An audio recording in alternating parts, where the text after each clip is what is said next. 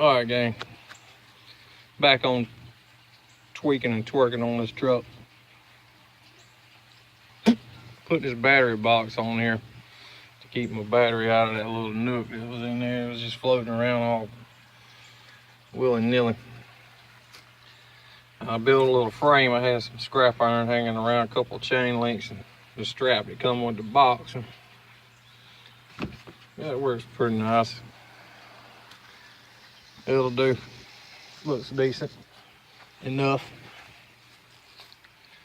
But anyway, moving around, I got a job. It's gonna require some air. So I've heard before you didn't need all the room, but just enough.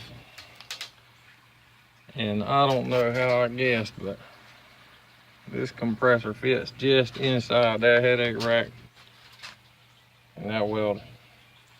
And we're a ratchet strap away from holding it still long enough to go do this little nook tomorrow and